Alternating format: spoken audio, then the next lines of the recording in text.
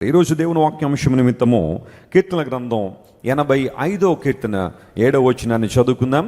బైబిల్ను వారందరూ తెరిచి చూడాల్సింది మనం చేస్తున్నాం. Psalm 85 and verse 7. యెహోవా నీ కృప మాకు కనుపరచుము. యెహోవా నీ కృప మాకు కనుపరచుము. నీ రక్షణ మాకు దయచేయుము. అందరూ ఈ మాట నాతో చెప్పండి. చర్చ్లో ఉన్న వాళ్ళందరూ కూడా గట్టిగా చెప్పాలా? నీ రక్షణ మాకు దయచేయుము. చాలా చక్కని ప్రార్థన కదా ఇది. మనం చాలా ప్రార్థనలు చేస్తూ ఉంటాము, ఉదయం లేచిన దగ్గర రాత్రి పడుకునే వరకు. But what a meaningful prayer it is. ఎంత అర్థవంతమైన ప్రార్థన. ప్రభువా నీ రక్షణ మాకు దయచేయుము. దయచేయుము అంటే గివ్ మీ, నాకు ఇవ్వు ప్రభువా, దయచేయండి. కొన్నిసార్లు కొంతమందిని అడుగుతూ ఉంటాం, మా మీద దయ చూపండి అని అడుగుతారు కొంతమంది. రెండోది మా ఇంటికి దయచేయండి అంటారు కదా, అది ఇంకొక అర్థం అనమాట. దయచేయండి అంటే లోపలికి రండి అని, లేదా బయటికి దయచేయండి అంటే చక్కగా పొలైట్గా బయటికి వెళ్ళిపోవడం అని అర్థం. ఆ తర్వాత ఇక్కడ దయచేయుము అంటే lord give me, I need your protection, I need your salvation, I want you to rescue me from my afflictions and from my troubles. నీ కృప మాకు కనుపరుచుము, నీ రక్షణ మాకు దయచేయము. ఎంత అద్భుతమైన ప్రార్థన. కీర్తనల గ్రంథము కొన్ని ప్రాముఖ్యమైన అంశాలతో మన ముందుకు వచ్చింది. మీరు ఎప్పుడైనా కీర్తనలు చదువుతూ ఉంటే కీర్తనలో కొన్ని వచనాలు ప్రభువుని ఎలా స్తుతించాలో నేర్పిస్తాయి, మరికొన్ని వచనాలు దేవుని సన్నిధిలో ఎలా ప్రార్థన చేయాలో నేర్పిస్తాయి. చాలామందిని అడుగుతుంటాం, ప్రార్థన చేసామంటే చేయాలని ఆశ అయితే ఉంది కానీ ప్రార్థన ఎలా చేయాలో తెలియట్లేదని వెస్లీగా అంటారు చాలామంది. ప్రార్థన ఎలా చేయాలో తెలియట్లేదు అంటే కీర్తన గ్రంథం చదవండి, అందులో ఉన్న అంశాలను చాలా జాగ్రత్తగా పఠించండి, గొప్ప కార్యాలు జరుగుతాయి. బ్లెస్సీ వెస్లీ గారు తాను యవన కాలంలో ఉన్నప్పుడు 2 పుస్తకాలు ఆమె రాసింది. ఒకటి బైబిల్లో ఉన్న ప్రార్థనలన్నీ కూడా ఒక పుస్తకంగా రాయడం మాత్రమే కాకుండా ఈ మాత్రం బుక్ మొత్తం బైహార్ట్ చేసింది. చాలా చక్కగా స్టార్టింగ్ నుండి మొదలు పెడితే చివరి దాకా బోత్ ఇంగ్లీష్ అండ్ తెలుగులో చెప్పేస్తారు. ఆ తర్వాత కొన్ని ప్రైజెస్ కూడా, వాగ్దానాలు కూడా చాలా చక్కగా రాసుకుంటూ వచ్చారు. ప్రార్థన చేయడం ఎవరికైతే రావట్లేదు అని అనుకుంటున్నారో వారు కీర్తనల గ్రంథం చదవండి. పూర్వదినాల్లో ఉన్న భక్తులు దేవుని ఏం అడిగారు, అసలు ఏం కోరుకున్నారు, వారికి ఏం కావాలని అడిగారు, ఇలాంటివన్నీ స్పష్టంగా రాయబడ్డాయి. యూజువల్గా మనందరం దేవుని మందిరానికి ఎందుకు వస్తామంటే దేవుని ఏదో అడిగి పొందుకోవాలని ఆశిస్తాం. వీ నీడ్ టు యాస్క్, మనం అడగాలనే బైబిల్ చెప్తా ఉంది. అడగకుండా మనం వెళ్ళడానికి లేదు. కొన్నిసార్లు మనం ఎందుకు పొందుకోలేకపోతున్నాం అంటే మనం దేవుని సన్నిధిలో ఏం చేయట్లేదు, అడగట్లేదు. కాబట్టి కోరహ్ కుమారుల కీర్తన ఇది 85వ కీర్తన. దీనిలో చక్కని మాట రాస్తున్నారు, ప్రభువా నీ కృప మాకు కనుపరచుము, నీ రక్షణ మాకు దయచేయం. బైబిల్లో ఎప్పుడైనా మీరు రక్షణ అనే మాట మీరు చూస్తే 3 కాలాల్లో రక్షణ మనకు పరిచయం చేయబడింది. ఒకటి భూతకాలంలో రక్షణ, రెండవది వర్తమాన కాలంలో రక్షణ, మూడవది భవిష్యత్ కాలంలో రక్షణ. భూతకాలంలో రక్షణ అంటే అర్థం ఏంటంటే, ఏనాడైతే నువ్వు యేసు ప్రభుని నీ రక్షకునిగా అంగీకరించావో, ఆయనే దేవుడని గుర్తించావో, సిలువలో నా కోసం మరణించిన దేవుడు, ఆయన తన రక్తాన్ని కార్చడం ద్వారా నా పాపాలు క్షమించబడతాయి, నా అపరాధములు తుడిచివేయబడతాయి, నా దోషముల నుండి శాపము నుండి నాకు విడుదల వస్తుందని ఏ రోజైతే నువ్వు దేవుని సన్నిధిలో అడిగావో, దేవుని సన్నిధిలో పశ్చాత్తాపడ్డావో, ఆ రోజు నీవు రక్షించబడ్డావు. ఆమేన్, ప్రైజ్ ది లార్డ్. నేను రక్షించబడ్డాను, లేదా మనందరం రక్షింపబడితిమి. అది భూతకాలంలో జరిగింది. వర్తమాన కాలంలో ప్రభువా మాకు రక్షణ దయచేయుము, లేదా మమ్మల్ని రక్షించుము, ఆయన అనుదినము మమ్మల్ని రక్షిస్తున్నాడు అంటే అర్థం ఏంటి? ఒకనాడు రక్షణ పొందాం కదా, ప్రతిరోజు రక్షించబడ్డం ఏంటి అని అడిగితే that's called sanctification in biblical theology. Bible యొక్క వేదాంత శాస్త్రంలో శాంక్టిఫికేషన్ అనే ప్రాసెస్ ఉంది. అనుదినము రక్షించబడ్డం అంటే అర్థం ఏంటంటే, మన జీవితంలో ఈ భూమి మీద మనం జీవించినంతకాలం దేవుని శక్తి మరియు ప్రభావం మనకు అవసరమైనది. ఎందుకంటే పాపపు శక్తి నుండి మనం ఏం చేయబడాలి? విడిపించబడాలి. We are living in the world where sin is there. ఎక్కడైతే పాపం ఉందో ఆ ప్రపంచంలో మనం జీవిస్తున్నాం. కాబట్టి ఈ పాపపు శక్తి నుండి, ప్రభావం నుండి దేవుడు మనల్ని రక్షిస్తాడు. అది అనుదినము జరగాల్సిన ప్రక్రియ. కొన్ని సందర్భాల్లో బైబిల్లో మనం చూస్తే రక్షించబడతాము అనే మాట ఉంది. నేను ఆల్రెడీ రక్షించబడ్డాను కదండి, మళ్ళీ ఇంకా రక్షించబడ్డం ఏంటి అని కొంతమందికి అనుమానం రావచ్చు. మీరు ఎప్పుడైనా బైబిల్ చదివితే ఈ మాటలు కనబడితే రక్షించబడుదుము అని ఎక్కడైనా కనుక ఉంటే అది గ్లోరిఫికేషన్ గురించి మాట్లాడుతున్నారు. అనగా దేవుని రాజ్యములో ఉండడం, మహిమపరచబడడం, దేవుని నిత్య నివాసములో పాపం యొక్క ప్రెజెన్స్ నుండి మనం విడుదల పొంది సదాకాలం దేవునితో ఉండిపోవడం, అది భవిష్యత్తులో జరిగే రక్షణ. భూతకాలంలో జరిగిన రక్షణ ఆత్మరక్షణ. మనం ఒకనాడు యేసుని అంగీకరించినప్పుడు పాపముల నుండి విడిపించబడ్డాం. వర్తమానంలో జరిగే రక్షణ పాపపు శక్తి నుండి అనుదినము కూడా విడుదల పొందడం. భవిష్యత్ కాలంలో జరిగే రక్షణ మహిమపరచబడ్డం, అనగా దేవుని రాజ్యంలో సదాకాలం ఉండడం.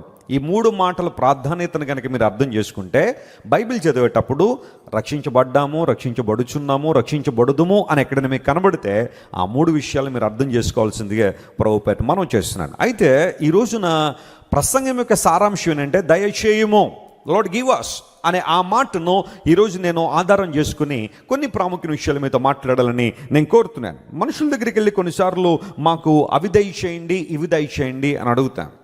రాజకీయవేత్తల దగ్గరికి వెళ్ళి కొంతమంది కొన్ని రకాలైన విన్నపాలు వాళ్ళు విన్నవించుకోవచ్చు, మాకు అది కావాలి, మాకు ఇది కావాలని. ఎవరైనా గొప్ప వ్యక్తి భారతదేశానికి వస్తే మాకు అవి చేసి పెట్టండి, ఇవి చేసి పెట్టండి అడిగే వాళ్ళు ఉన్నారేమో. చాలా సంవత్సరాల క్రితం బిల్ గేట్స్ అనే వ్యక్తి మన భారతదేశానికి వచ్చాడు. అండ్ నో డౌట్ ఆ టైంలో అతడు ప్రపంచ ప్రఖ్యాతిగాంచిన కుబేరుడు. అతను కొన్న ఆస్తి ఎంతో బహుశా అతనికే తెలియదు. అంత ఉన్నతమైన విధానంలో బిల్ గేట్స్ ఉండేవాడు. అతను భారతదేశం వచ్చినప్పుడు ప్రతి రాష్ట్రం కూడా మా రాష్ట్రానికి రప్పించండి, మా రాష్ట్రాన్ని తీసుకురండి అని చెప్పి కేంద్ర ప్రభుత్వం మీద ఒత్తిడి తీసుకొచ్చారు.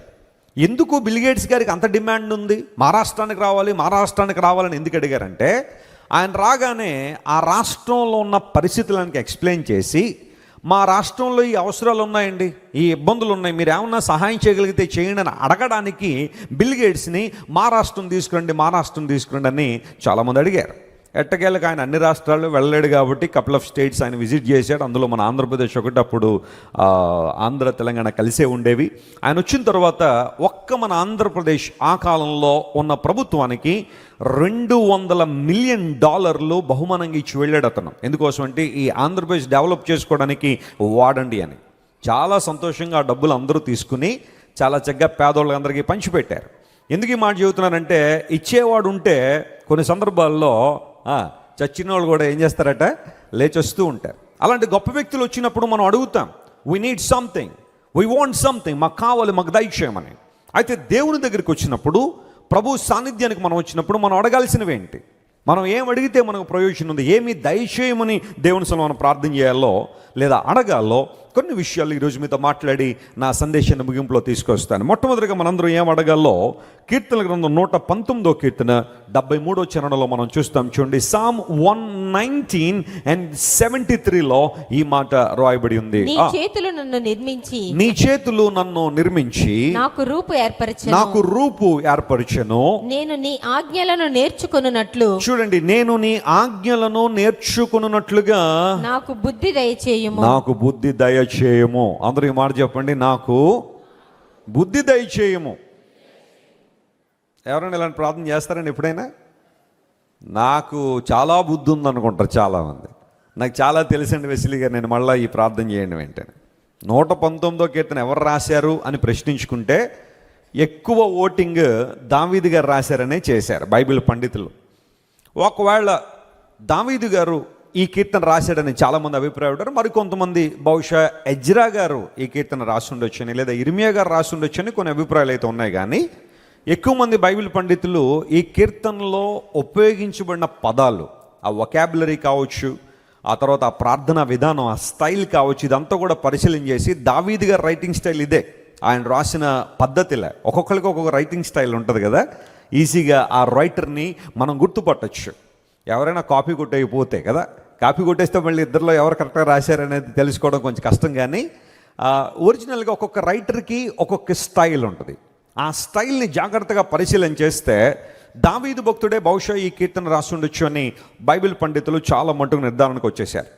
ఇప్పుడు దావీదు గారే కనుక ఈ కీర్తన రాశారు అని బైబిల్ పండితుల యొక్క అభిప్రాయాన్ని మనం పరిగణలో తీసుకుంటే, భక్తుడు అంటున్నాడు, ప్రభువా నేను నీ ఆజ్ఞలను నేర్చుకున్నట్లుగా నాకు ఏం దయచేయి, బుద్ధి దయచేయి. దావీదు గారే బుద్ధి కావాలని అడిగితే మనం ఇంకెంత కావాలని అడగాలి కదా దేవుని దగ్గర. ఆయనే చాలా ఉపకార బుద్ధి కలిగిన వాడు, బుద్ధి కుశలత కలిగిన వాడు, చాలా ఉన్నతమైన స్థానంలో ఉన్న దావీదు, దేవుని హృదయానుసారుడిగా బ్రతికిన దావీదు గారే దేవుని సందుకు వచ్చి తగ్గించుకుని, ప్రభువా నాకు బుద్ధి దయచేయని అడిగాడంటే మనం అడగద్దా? మరి మనం ఆ ప్రార్థన చేయొద్దా? మనం అన్నీ అడుగుతాం, ప్రభు నాకు ఒక కారు కావాలి, ఒక ఇల్లు కావాలి, ఒక ఉద్యోగం కావాలి, ఒక వివాహం జరగాలి, పిల్లలు కావాలి, అవి కావాలి, ఇవి కావాలని చాలా అడుగుతాం. అన్నిటికన్నా ప్రాముఖ్యంగా మా పక్కింటి వాళ్ళకి ఏముంటే అవి కూడా మాకు. ఈరోజు నీది ఎక్కువైపోయింది ప్రాబ్లం, కంపారిజన్ ఎక్కువైపోయింది. ప్రక్కింట్లో వాడు ఏమన్నా కొనుక్కుంటే చాలు, ఇంక ఈ ఇంట్లో వాళ్ళకి ఏం పట్టదో, నిద్ర పట్టదో అవి కొనేసేదాకా పోటీ ప్రపంచంలో మనం ఉన్నాం. అయితే గమనించండి, దైవజనుడు ప్రార్థన చేస్తున్నాడు, ప్రభువా నేను నీ ఆజ్ఞలు నేర్చుకోవాలి, వాటిని అనుసరించినట్లుగా నాకు బుద్ధి దయచేయము. ప్రపంచంలో ఈ రోజున పాడైపోవడానికి చాలామంది కారణం ఏంటి అంటే వారికి బుద్ధి లేకపోవడమే. చెప్పండి, ఏం లేదు వాళ్ళకి బుద్ధి లేకపోవడం. Knowledge is different from wisdom. Knowledge అనేది పుస్తకాలు చదవడం ద్వారా, లేదా స్కూళ్ళకి వెళ్ళడం ద్వారా, కాలేజీలకు వెళ్ళడం ద్వారా నాలెడ్జ్ని మనం గెయిన్ చేస్తున్నాం. కానీ బుద్ధి అంటే ప్రాక్టికల్ నాలెడ్జ్ని బుద్ధి అంటారు. ఫర్ ఎగ్జాంపుల్, సైకిల్ కనిపెట్టడం నాలెడ్జ్ అయితే దాన్ని చక్కగా తొక్కడం ఏంటనమాట బుద్ధి. సైకిల్ కొనుక్కుని ఇంట్లో పెట్టుకోవడం కాదు, దాన్ని తొక్కడం కూడా ఏం చేయాలి, మనకి రావాలి. రోడ్డు మీదకి వెళ్ళిన తర్వాత ఎవరిని ఢీ కొట్టకుండా జాగ్రత్తగా ఇంటికి వచ్చేసామనుకోండి, మనకు బుద్ధి ఉన్నట్టు. లేకపోతే కనబడిన వాళ్ళందరినీ ఢీ కొడుతున్నాడు అనుకోండి, ఆ తర్వాత అందరూ ఒకసారి సెంటర్లో పెట్టి గట్టిగా ఏం చేస్తారు, ఆ వ్యక్తిని తగిన గుణపాఠం చెప్పి ఇంటికి పంపేది. నీ సైకిల్ తొక్కడం రాకపోతే రోడ్డు మీదకి ఎందుకు వస్తున్నారు అని కదా. కారు తయారు చేయడం జ్ఞానం అయితే దాన్ని చాలా చక్కగా నడపడం బుద్ధి, ప్రాక్టికల్ నాలెడ్జ్, డైలీ అప్లికేషన్. ప్రతిరోజు ఆ జ్ఞానాన్ని అప్లై చేసుకోవడం. టీవీ కనిపెట్టడం నాలెడ్జ్ అయితే దానిలో ఏ ఛానల్ చూడడం అనేది ఏంటి చెప్పండి, బుద్ధి. ఛానల్ వస్తున్నాయి కదా చెప్పి అన్నీ పెట్టుకుని చూస్తే నీ జీవితం పాడైపోద్ది. ఛానల్స్ వస్తాయి, రకరకాల ఛానల్స్ వస్తాయి. అయితే నీవు వాటిలో ఏం చూస్తున్నావు అనేది నీ బుద్ధి కుశలత మీద ఆధారపడి ఉంటుంది. నాకు బుద్ధి దయచే ప్రభు అని ప్రార్థన చేశాడు. చాలామంది ఈ రోజుల్లో పాడైపోవడానికి కారణం బుద్ధి లేకపోవడమే అని ఒక దేవుని సేవకుడు అన్నాడు. దేవుని సన్నిధిలోకి వచ్చిన మనందరం కూడా బుద్ధి కోసం ప్రార్థన చేయాలి. కీర్తన గ్రంథం 107వ కీర్తన 17వ వచనంలో మాట ఉంటుంది చూడండి. కీర్తన గ్రంథం 107వ కీర్తన 17వ వచనం, త్వరతరగతి అందరూ బైబిల్ గ్రంథంలో ఈ మాటలోనే, బుద్ధిహీనులు తమ దుష్ట ప్రవర్తన చేతను తమ దోషము చేతను బాధ తెచ్చుకొందురు. చెప్పండి, ఏం తెచ్చుకుంటారంట వాళ్ళు? బుద్ధిహీనులు అంటే బుద్ధి లేని వాళ్ళు తమ దుష్ట ప్రవర్తన చేత మరియు తమ దోషము చేత తమ జీవితాల్లో ఏం తెచ్చుకుంటారు, బాధ తెచ్చుకుంటారు.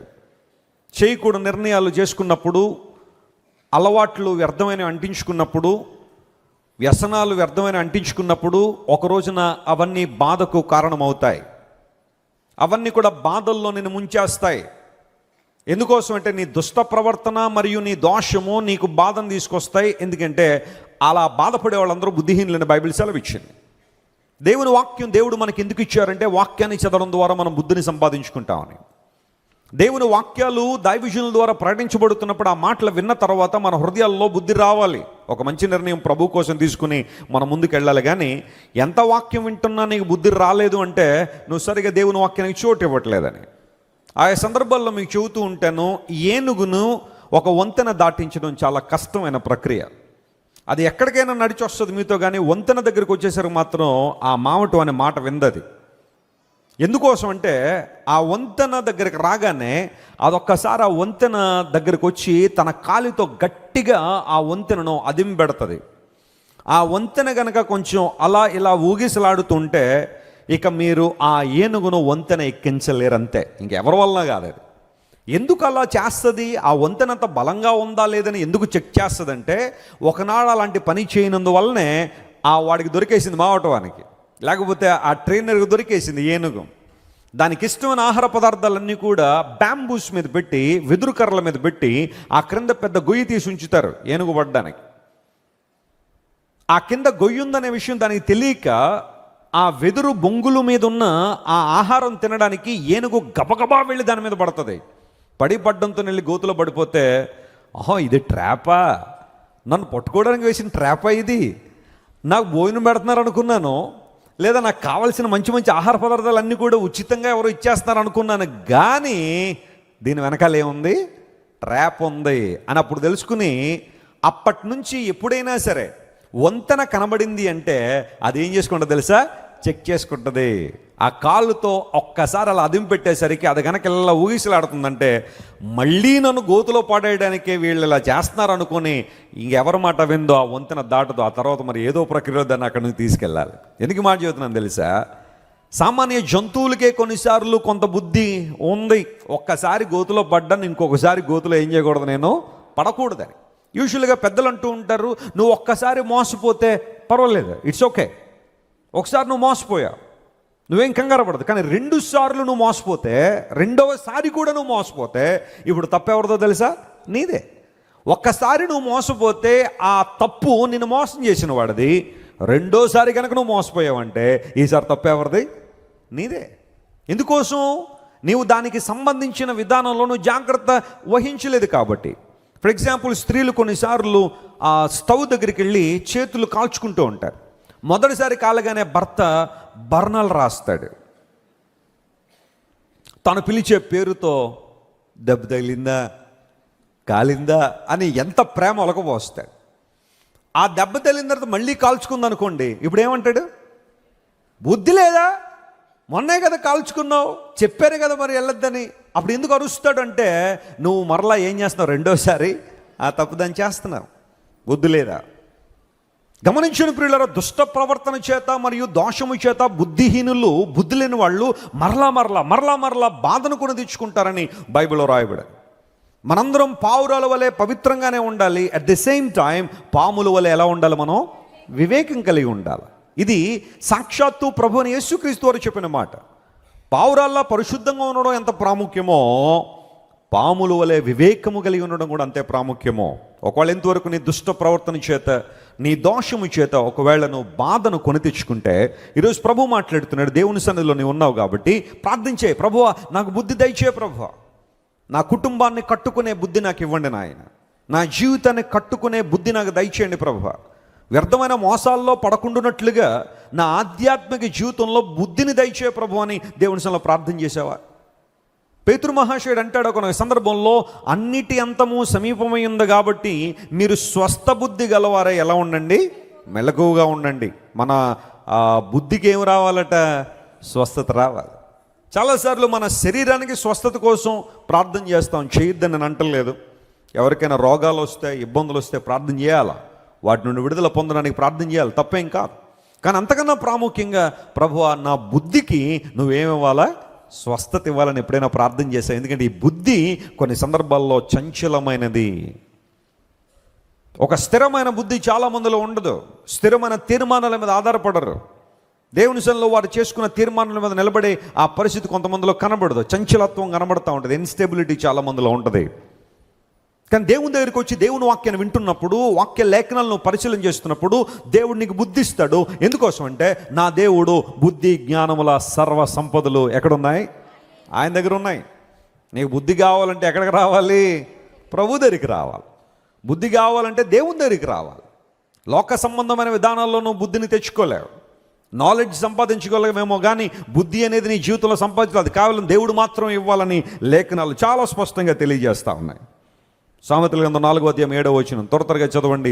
Proverbs chapter 4 and verse 7, the Bible says, నీ సంపాదన జ్ఞానం సంపాదించుకున్నటయే జ్ఞానమునకు ముఖ్యాంశము. నీ సంపాదన అంతయు ఇచ్చి, ఆ మాట ఒకవేళ మీ దగ్గర పెన్ ఉంటే అండర్లైన్ చేసుకుని మీ బైబిల్ ఇబ్బంది ఏం లేదు. నీ సంపాదన అంతయు ఇచ్చి బుద్ధి సంపాదించుకొనుము. ఏమి సంపాదించుకోవాలట? ఇప్పుడు నెలకు మీ సంపాదన ఎంత అంటే ఒక్కొక్కళ్ళు ఒక్కొక్క సంఖ్య చెబుతారు. కొంతమంది బహుశా నా సంపాదన నెలకు ₹1,00,000 అండి, నా సంపాదన నెలకు 50,000 అండి, నా సంపాదన కేవలం 15,000 అండి వెస్లీ గారు అని బహుశా చెప్పచ్చు. అయితే బైబిల్ సెలవిస్తూ ఉంది, నీ సంపాదన అంతా ఇచ్చేసి నువ్వేమి సంపాదించుకోవాలట అంటే, ఈ లోకంలో నీ సంపాదన కన్నా ఉన్నతమైన అంశం ఏంటి? బుద్ధి. డబ్బు సంపాదించడం కన్నా, బంగారం సంపాదించడం కన్నా, భూములు సంపాదించడం కన్నా, పొలాలు సంపాదించడం కన్నా, ఆస్తిపాస్తులు కూడబడ్డం కన్నా, అన్నిటికన్నా ప్రాముఖ్యంగా నీకేముండాలి? బుద్ధి ఉండాలి. నేను వరల్డ్ కాన్ఫరెన్స్లో కూడా చెప్పాను. I think I remember in the first day or second day ఆ మీటింగ్లో మాట్లాడుతూ, కౌన్ బనేగా కరోడపతి, సెకండ్ డే కదా మాట్లాడాను, ప్రశ్నలు 3 ప్రశ్నలు మనుషులు అడుగుతుంటే యేసుప్రభు ఎలా సమాధానించారు ఆ సందర్భాన్ని చెప్తూ, కౌన్ బనేగా కరోడ్పతి అనే ప్రోగ్రాం పూర్వదినాల్లో వచ్చేది. అమితాబ్ బచ్చన్ అనే ఆయన ఆ ప్రోగ్రాం రన్ చేస్తుండేవాడు. ఒక వ్యక్తి చాలా చక్కగా చాకచక్యంగా ప్రశ్నలన్నీ చెప్పేసిన తర్వాత 15 ప్రశ్నలు ఆన్సర్ చేశాడు. ₹1,00,00,000 అతనికి వచ్చాయి. అమితాబ్ బచ్చన్ ఒక టైట్ హగ్ అతనికి ఇచ్చి, ఇంక నీ అంత జ్ఞానవంతుడు భారతదేశంలో లేడని టైటిల్ ఇచ్చేశాడు. కౌన్ బనేగా కరోడ్పతి, హీ బికేమ్ కరోడ్పతి అని చెప్పి అతని పేరు అనౌన్స్ చేశాడు. ఇప్పుడు అతని పరిస్థితి ఎలా ఉందంటే, కట్టుకోవడానికి బట్టలు లేవు. ఒక రోడ్డు మీద అడుక్కునే వ్యక్తి ఎలా ఉంటాడో అతని రూపం అలా అయిపోయింది. భోజనం లేదు, తినడానికి సరైన భోజనం లేదు, కట్టుకోవడానికి బట్టలు లేవు. ముంబై నగర వీధుల్లో అలా తిరుగుతూ ఉంటే ఎవరో గుర్తుపెట్టాడు, సార్ మీరు కౌన్ బనేగా కరోడ్పతిలో ₹1,00,00,000 గెలుచుకున్నారండి. గెలుచుకున్నాడు కానీ అవి ఎలా సరైన విధానంలో ఖర్చు పెట్టాలో నాకు బుద్ధి లేనందువలన ₹1,00,00,000 ఏమైపోయినాయి, పోయినాయి. ఇప్పుడు తినడానికి భోజనం లేదు. చాలామంది జీవితాల్లో సంపాదన చాలా ఎక్కువగానే ఉంటుంది. నెలకు 1,00,000 ఏంటి 2,00,000 కూడా సంపాదించే వాళ్ళు ఉంటారు. మరలా 20వ తారీఖు రాగానే అప్పు ఎవరైనా ఇస్తారా మనకి? అంటే నీకు సంపాదించడం తెలుస్తుంది కానీ ఖర్చు చేయడం నీకు తెలియట్లేదు. ఆ విజ్డమ్ అక్కడ లేదు కాబట్టే వ్యర్థమైన వాటి దగ్గర నీ ధనాన్ని వేస్ట్ చేసేస్తున్నావు. వ్యర్థమైన వాటి దగ్గర నీ ధనాన్ని పోగొట్టేసుకున్నావు. జాగ్రత్త గమనించండి. ఒక పేరు సంపాదించుకోవడం తప్పు కాదు కానీ దాన్ని నిలబెట్టుకోవడం, ఒక పేరు సంపాదించుకోవడం తప్పు కాదు కానీ ఆ పేరు నిలబెట్టుకోవడం మాత్రం చాలా కష్టమే. ఆస్తి సంపాదించడం కొంతమంది చాలా ఈజీగా సంపాదిస్తారని వాళ్ళ దగ్గర నిలబట్టలేదు. ఆ తర్వాత తరాలను వారు గాల్లో పెట్టేసి వెళ్ళిపోతుంటారు కొన్ని సందర్భాల్లో. కారణం ఏంటి తెలుసా? బుద్ధి లేనందువలన. హైదరాబాద్లో ఒక వ్యక్తి రిటైర్డ్ అయితే ఆ కాలంలో ₹7,00,000 రిటైర్మెంట్ బెనిఫిట్స్ వచ్చాయి. ₹7,00,000.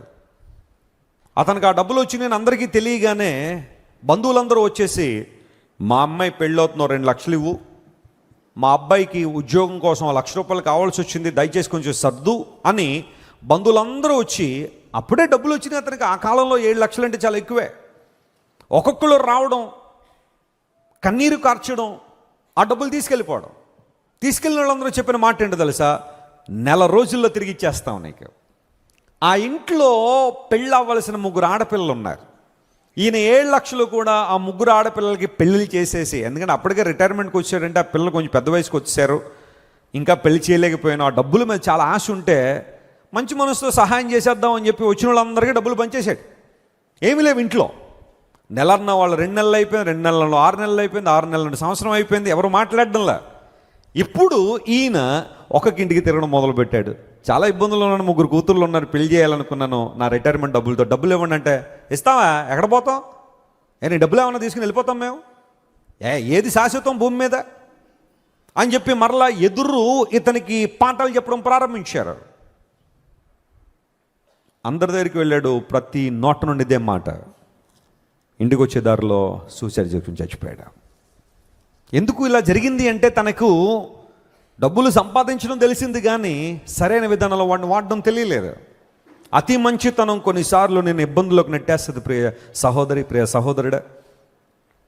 అతి మంచితనం ఈ విషయంలో కొంచెం జాగ్రత్తగా ఉండాలి. కొంతమంది తెలియక, కొంతమందికి మధ్యలో ఉండి, మేము ఉన్నామండి భరోసా, ఇచ్చేయండి, అలాగే ఇచ్చేయండి, 10 లక్షలు అప్పు అని చెప్పి మధ్యలో సంతకాలు పెట్టేస్తూ ఉంటారు. తీసుకున్నోడు బాగానే ఉంటాడు, ఇచ్చినోడు బాగానే ఉంటాడు, మధ్యలో బాధపడేది ఎవరు? కొన్నిసార్లు మధ్యలో ఉన్నవాళ్లే. అందును బట్టి చాలా జాగ్రత్తగా పరిశీలన చేసి, ఈజ్ క్యాపబుల్ ఆర్ నాట్, ఇతను తిరిగి ఇవ్వగలడా లేదా, ఇతనికి ఆ అవకాశాలు ఉన్నాయా లేదా పరిశీలన చేసుకుని అలాంటి విషయాల్లో సహాయం చేయదని అంటారు. ఒకవేళ అలాంటి వాళ్ళు ఎవరైనా ముందుంటే నీకు ఎంత తోస్తే అంత సహాయం చేసి పంపించాం, మళ్ళీ ఇది ఏమి ఎక్స్పెక్ట్ చేయకు. కానీ ఎప్పుడైతే నువ్వు ఇలాంటి అగ్రిమెంట్లో కనుక వస్తూ ఉంటే థింక్ ట్వైస్. ఎందుకంటే ప్రపంచంలో ఈరోజు చాలామంది ఇబ్బందులు పడుతున్నారు, వారి పిల్లలు ఇబ్బందులు పడుతున్నారు. నాకు తెలుసు కొంతమంది ప్రభుత్వ ఉద్యోగులు వారికి వచ్చే శాలరీ వారు అనుభవించట్లేదు. నెలంతా కష్టపడతారు 30 రోజులు, కానీ ఆ శాలరీ వాళ్ళకి రాదు. ఆ మధ్యలో ఎవరికో పూటపడి లేకపోతే హామీ ఉండి సంతకాలు పెడితే ఈ డబ్బులన్నీ కూడా వాళ్ళు తీసుకెళ్ళిపోతూ ఉంటే ఇంటికి ఒట్టి చేతులతో వచ్చేవాళ్ళు చాలామంది ఉన్నారు. What a tragedy. అడుగు దేవుణ్ణి, ప్రభువా నాకు విజ్డమ్ కావాలి, ఏ సమయంలో ఎలాంటి నిర్ణయం తీసుకోవాలో, ఎలాంటి నిర్ణయం తీసుకుంటే ఒక ప్రక్కన నీ సంఘానికి, నా కుటుంబానికి, నా జీవితానికి మేలు ఉంటుందో అలాంటి నిర్ణయాలు తీసుకునే కృప నాకు ఇవ్వని దేవుని ఎప్పుడైనా ప్రార్థన చేసావా? అనాలోచిత నిర్ణయాలు తీసుకుని నష్టపోయి దేవుణ్ణి బ్లేమ్ చేయదు ఎప్పుడు కూడా. బుద్ధి సంపాదించుకో.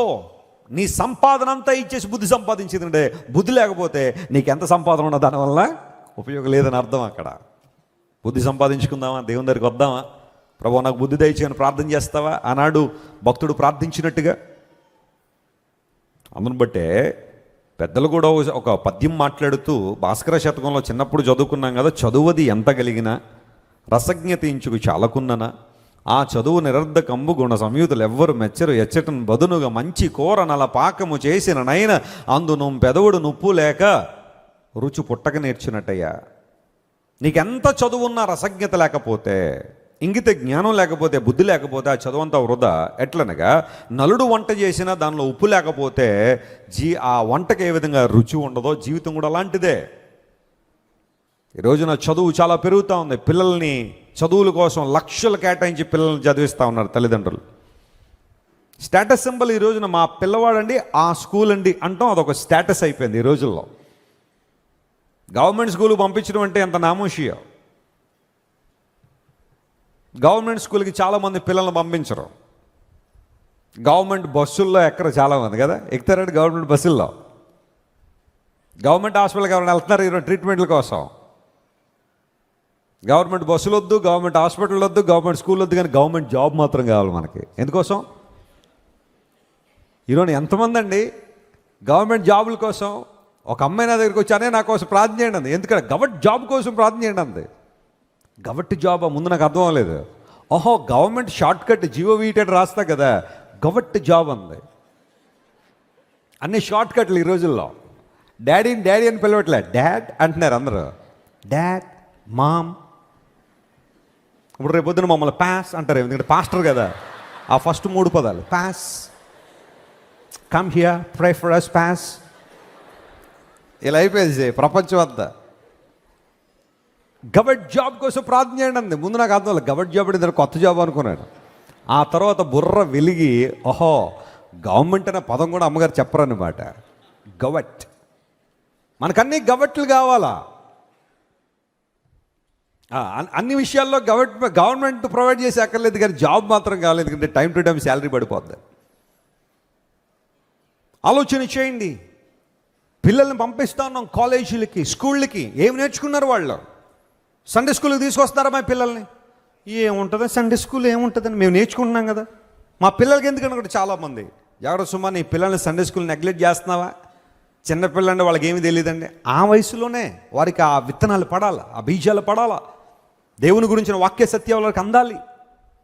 ఆ తర్వాత యవన కాలంలోకి వారు వచ్చిన తర్వాత, బుద్ధి వచ్చిన తర్వాత, పరిపక్వత వచ్చిన తర్వాత, మెచ్యూరిటీ వచ్చిన తర్వాత వారు దేవుని కోసం నిర్ణయం తీసుకుంటారు. మోషే పెద్దవాడైనప్పుడు, స్తోత్రం చెప్పండి హల్లెలూయా, దేవుని కొరకు మంచి నిర్ణయం ఎందుకు తీసుకోగలిగాడో తెలుసా? ఆ మోషే చిన్నవాడైనప్పుడు తల్లి దేవుని గురించిన విషయాలు బోధించింది కాబట్టి. మోషే పెద్దవాడైనప్పుడు దేవుని కోసం ఏం తీసుకున్నాడు? నిర్ణయం తీసుకున్నాడు. సండే స్కూల్ చాలామంది నిర్లక్ష్యం చేస్తారు. పిల్లల్ని ఇంట్లో వదిలిపెట్టి తల్లిదండ్రులు మేము వెళ్తున్నాగా సరిపోద్ది అనుకుంటారు చాలామంది. నో, నీ పిల్లలకు నువ్వు నేర్పించాలి. ఒక బైబిల్ వారికి కొనివ్వాలా. రోజు వారు బైబిల్ చదువుతున్నారో లేదు, అట్లీస్ట్ 1 చాప్టర్ అయినా బైబిల్లోంచి. నేను మా ఇంట్లో ఉంటా, make sure that my daughters read at least 2 chapters in the Bible in English. మా ప్రశస్త చాలా అద్భుతంగా చదువుతుంది బైబిల్. మరీ పెద్ద పెద్ద పదాలు ఉంటే నా వైపు చూస్తుంది ఇలా, కానీ ఆల్మోస్ట్ ఇంగ్లీష్లో చాలా చక్కగా చదివేస్తుంది బైబిల్ అని. నేర్పించాలి పిల్లలకి దేవుని వాక్యం నేర్పించడం, పాటలు పాడడం నేర్పించాలా, దేవునికి ఇవ్వడం నేర్పించాలా. అడుగుతారు కొన్నిసార్లు, మమ్మీ డాడీ మనం ఎందుకు దేవునికి ఇవ్వాలి అంటే నేర్పించు, చెప్పు కొన్ని విషయాలు. పిల్లలకి దేవునికి ఇవ్వడం అనే అంశం మీద అవగాహన రావాలి. లేకపోతే రేపు పొద్దున స్వార్థప్రియులుగా మారిపోతారు. గివింగ్ అనేది మనకేమి నేర్పిస్తుందంటే, స్వార్థప్రియులుగా మనం ఉండకూడదనే విషయాన్ని గివింగ్ నేర్పిస్తుంది దేవునికి ఇచ్చే విషయంలో. అందును బట్టి we need to teach our children. నీ సంపాదన అంతా ఇచ్చి ఏమి సంపాదించుకో? బుద్ధి సంపద. That's what the Bible says. దయచేయము ప్రభువా, నాకు బుద్ధి దయచేయమని దేవుని బిడ్డలు ప్రార్థన చేశారు. రెండో అంశం దగ్గరికి వద్దాం. చూడండి, ఈసారి కీర్తన గ్రంథం 108వ కీర్తన 12వ వచనం చదివితే, దయచేయము అని మనం అడగాల్సిన రెండో ప్రాముఖ్యమైన విషయాన్ని లేఖనాల్లో మనం చూస్తున్నాం. Psalm 108 and verse 12. మనుషుల సహాయము వ్యర్థము, మనుష్యుల సహాయము వ్యర్థము, శత్రువులను జయించుటకు శత్రువులను జయించుటకు నీవు మాకు సహాయము దయచేయుము. ప్రభువా నీవు మాకేం చేయి, సహాయము దయచేయము. అందరూ ఈ మాట నాతో చెప్పండి, సహాయము దయచేయము. మొదటి మాట ఏమని విన్నాం? బుద్ధి దయచేయము. ఇక్కడ చదువుకునే ఈ మాటలో ఏముందనమాట? ప్రభువా మాకు సహాయం దయచేయము, ఎందుకంటే మా సహాయం నువ్వే. ఎంతవరకు మనుష్యులను నమ్మి నమ్మి నమ్మి మోసపోయాం. మనుషుల సహాయం వ్యర్థం. కానీ ప్రభువా మా శత్రువులను జయించుటకు నీవు మాకు సహాయము చేయమని దావీదు ప్రార్థన చేశాడు. దావీదు జీవితం అంతా కూడా ఒక మాటలో చెప్పాలంటే పోరాటాలమయమే. ఎన్నో పోరాటాలు చేశాడు దావీదు. యవన కాలం నుండే పోరాటాలు ప్రారంభించబడ్డాయి. ఇన్ఫ్యాక్ట్ ఒకవేళ చైల్డ్హుడ్ నుండే పోరాటం ప్రారంభించబడిందేమో. ఎందుకోసం అంటే కొన్ని కారణాలు బట్టి దావీదు తన ఇంటిలో అతి తీవ్రంగా ద్వేషించబడ్డాడు. He was rejected, despised by his own family. సొంత కుటుంబమే దావీదును కొంచెం హీనపరచడం మొదలుపెట్టారు. చరిత్ర చెప్తా ఉంది, దావీదు తండ్రి అయిన జెస్సే కూడా దావీదును ద్వేషించాడట. నీకు ఉన్న పిల్లలందరినీ తీసుకురా, దేవుడు వారిలో ఒకరిని ఎన్నుకొనబోతున్నాడు, కోరుకుంటున్నాడు అంటే అందరినీ తీసుకొచ్చారని దావీదుని తీసుకురాలా. ఎన్నిక లేనివాడు అయిపోయాడు దావీదు. బహుశా నీ ఇంట్లో 4 పిల్లలు ఉంటే ఆ పైన 3 ఎన్నిక చేస్తారేమో, నేను అసలు పట్టించుకోవట్లేదేమో నీ తల్లిదండ్రులు. నువ్వు ఉన్నావనే జ్ఞాపకం కూడా కొంతమందికి లేదేమో. దావీదు అలాంటి పరిస్థితుల్లో చిన్నప్పటి నుండి పోరాటం మొదలుపెట్టాడు. గొర్రెలు కాసుకుంటా ఉన్నాడు. పోతే మొదలు మా నాన్న మా అమ్మ నన్ను లెక్క చేయబోతే ఉంది, నా పరలోకపు తండ్రి నాకేం చేస్తున్నాడు? ఆయన తోడుగా ఉన్నాడు. యెహోవా నా కాపరి, నాకు లేమి కలగదు. ఐ షల్ నాట్ వాంట్ అంటే కేవలం మనం భౌతిక సంబంధమైన వాంట్స్ గురించి మాట్లాడుకుంటాం, కానీ I don't need anyone lord because you are my shepherd, I'm in your hands. నేను నీ చేతుల్లో ఉన్నాను కాబట్టి ఎవరు నన్ను దగ్గరికి తీసుకోకపోయినా, ఎవరు నన్ను ఆదరించకపోయినా ప్రభు నీ ఆదరణ చాలా గొప్పదే. దావీదు భక్తుడు చిన్నప్పటి నుంచే పోరాటంలో ఉన్నాడు. అయితే సమూయేలు అడిగాడు, ఇంకెవరైనా ఉన్నారా బాబు? వీళ్ళందరూ కాదంటున్నాడు దేవుడు, ఇంకెవరైనా ఉంటే అప్పుడు గుర్తొచ్చాడు. ఉన్నాడండి ఒకడు గొర్రెల దగ్గర ఉన్నాడండి, తీసురా. మనుష్యుల చేత ద్వేషించబడిన దావీదు దేవుని చేత అంగీకరించబడ్డాడు. దేవుని నామమున స్తోత్రం కలుగును గాక. ఒకవేళ ఈ రోజున రిజెక్షన్ గురవుతున్నావు, నువ్వు ద్వేషానికి గురవుతున్నావా? నీలో ఉన్న సత్యాన్ని బట్టి, ట్రస్ట్ వర్దీనెస్ని బట్టి, లేకపోతే రైచియస్నెస్ని బట్టి, దేవుని కొరకు నువ్వు తీసుకున్న నిర్ణయాలను బట్టి ఒకవేళ నువ్వు రిజెక్షన్లో ఉన్నావా? ప్రజలు నిన్ను ద్వేషిస్తున్నారా? కంగారు పడద్దు. God embraces you. దేవుడు నిన్ను దగ్గరికి చేర్చుకునేవాడు. ఆయన దావీదు నిలబెట్టిన దేవుడు. ఇప్పుడు దావీదు అన్నాడు, ఎప్పుడైతే దావీదు అక్కడి నుంచి తన పోరాటాన్ని ప్రారంభించాడో, గొలియాత్ దగ్గరికి వచ్చాడు, అక్కడ గెలిచాడు. ఆ తర్వాత దావీదు రాజు అయిన తర్వాత ఆ చుట్టుపక్కల ఉన్న అనేకమైన జనాంగాలు వారందరినీ కూడా దావీదు జయించి ఇశ్రాయేలు దేశాన్ని నెమ్మదిగా ఉంచాడు. చుట్టుపక్కల దేశాల వారు ప్రతి రోజుకొక్కసారో వారానికి ఒక్కసారో ఇశ్రాయేల్ దేశం దండెత్తి వస్తూ ఉంటే ఆ దేశంలో నెమ్మది లేదు, ఆ దేశంలో సమాధానం ఉండదు. కానీ దావీదు పాలనలో చుట్టుపక్కల ఉన్న శత్రువుల నోళ్లను మూసి దావీదు ఇశ్రాయేల్ దేశం నెమ్మదిని తీసుకొచ్చాడు. కాబట్టే తర్వాత తన కుమారుడు సొలొమోను ఏ ఆటంకం లేకుండా దేవుని మందిరాన్ని చాలా చక్కగా కట్టగలిగాడు. David prepared everything for Solomon in order to build the temple of God. బహుశా ఆ సందర్భంలో అని ఉంటాడు, ప్రభువా మా శత్రువులను జయించడానికి నువ్వు మాకేం చేయాలా? సహాయం చేయాలి. బహుశా దావీదు పాలనలో అనేక మంది భౌతిక ఉన్న శత్రువులు అతనికి ఉన్నారేమో, కానీ ఈ రోజున విశ్వాసులుగా మనకు కొన్ని రకాలైన పరిస్థితులు శత్రువులుగా ఉన్నాయి. మన విరోధైన అపవాది మనకు శత్రువుగా ఉన్నాడు. ప్రభువుని ఎరుగని లోకము, దైవ జ్ఞానాన్ని తిరస్కరించే లోకము కొన్ని సందర్భాల్లో నీకు శత్రువులుగా నీ ముందు నిలబడి ఉండొచ్చు. నీ సొంత శరీరమే, పాపానికి ప్రోత్సహించే నీ శరీరమే కొన్నిసార్లు నీకు శత్రువుగా నిలబడి ఉండొచ్చు. At that time, can you pray like this? As David prayed. దావీదు ప్రార్థన చేసినట్టుగా, ప్రభువా మా శత్రువులను జయించడానికి మాకేం చేయ ప్రభువా? We need your help. నీ శక్తి మాకు కావాలి, నీ బలం మాకు కావాలి, నీ నడిపింపు మాకు కావాలి. మా శత్రువులను జయించడానికి మాకు సహాయం చేయమని చాలా అద్భుతంగా దేవుని సన్నిధిలో ప్రార్థన చేశాడు. నూతన నిబంధన దగ్గరికి వచ్చేసరికి దేవుడు మన సహాయకుడు అని అనేక సందర్భాల్లో బైబిల్లో రాయబడి, గాడ్ ఈజ్ యువర్ హెల్పర్. పాత నిబంధన గ్రంథంలో ఎజర్ అనే పదం దేవునికి ఉంది. ఎజర్ అనగా సహాయము అని అర్థం. ఎబినెజర్ అనే పదం చాలాసార్లు మనం వాడుతుంటాం, పాటల్లో కూడా ఎబినేజర్ అని పాడుతుంటాం కదా. ఎబినెజర్ అనగా దేవుడు మనకు సహాయం. మొన్న నేను బ్లెస్సీ వెసిల్ గారు ఇశ్రాయేల్ దేశం వెళ్ళినప్పుడు ఎబినెజర్ అనే ప్రాంతానికి వెళ్ళాను. వాస్తవానికి ఒక ఫెన్స్ దాటి మేము వెళ్ళాలి.